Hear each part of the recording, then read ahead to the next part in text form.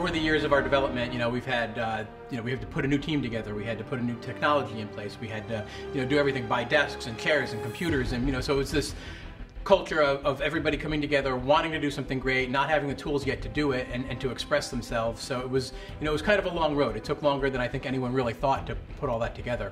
You have a team that has tons of ideas and not just one, and then you have to refine that down into something that's really manageable in the time that you have to make a game. So that's a little bit daunting, when you have all the choices in the world, how do you choose, well, this is the one thing that we're going to do? The Respawn culture really is about no nonsense. We're really hard on ourselves. One of the hard parts, I think, at least on Titanfall, was trying to figure out how to work as a team for a multiplayer. The pressure was on us to really come out with something new and different, and we were sitting there going nuts trying to wrap our heads around, okay, what does that mean? Everyone at Respawn has a voice as we're working on the game. It's not just, say, the game director and lead designer say, this is what we're making, everyone just, get on the treadmill and make it. It is a very iterative and collaborative process. When you work on a single player, it's relatively easy for individuals to go off and work on this level or that level, and they can exist in separate worlds for the most part. Whereas in a multiplayer game, you've got all these different people who are working on aspects of the game that will crisscross or touch each other in some way. So if someone changes something here, it will affect someone else over here, and that can create a lot of tension. We have sometimes very heated arguments, and there's never any hurt feelings, there's never any repercussions for getting, passionate about anything. It is, we all know that we can together make something great. That extends out to when we do tests with outside people. Sometimes that's really hard to do because it's your baby, you've been working on it for a couple years, and some dude off the street comes in and tears it apart before it's not even done. But that's extremely crucial feedback, and we take all of it no matter where it comes from.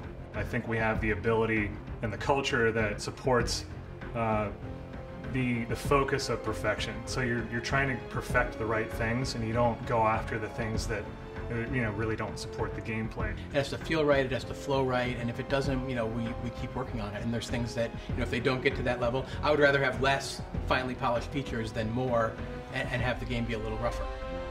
I think there did come a time where we were, kind of coalesced everything into, like, okay, this is good, this is fun, and we saw the, kind of the seeds of what would become Titanfall.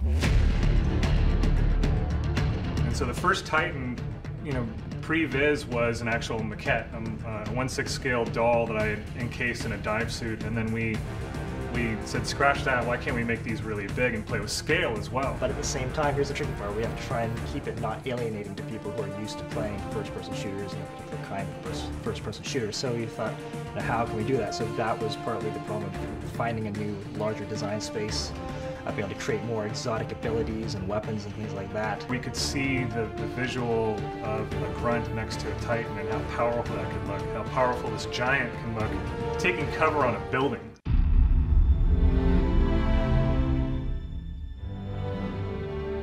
We pour so much of ourselves into this that, you want to put it out there, and there's always that nervousness of, like, I hope people like it, what are they going to think? Before we went to E3, we'd been designing this game and building this game in a vacuum, and we're our own worst critics, so we were really on it. We went in hoping for the best. I think we were all very tense, and then that moment when the trailer started to roll and everybody was watching back here at the studio and at the convention center was awesome. I was watching Gamescom and PAX live feed with a camera, a webcam, and I was on the edge of my seat. That's what we love. It's, putting the game together, working on it is great, but it's putting it out there in the wild and having people experience it and seeing what they enjoy about it, and that's, really what drives us. It's sort of amazing to watch people play that game, because we don't get that moment as devs anymore. We've been with this project for, some of us years now, and you never get to play that game for the first time like you remember. It was amazing to hear the response from it. It just blew us all away, and it just makes us work even harder. And to have everyone embrace it and say, like, we understand, it's familiar, yet it kind of pushes the boundaries, and I get this, and I want more of it, and it's great for the team.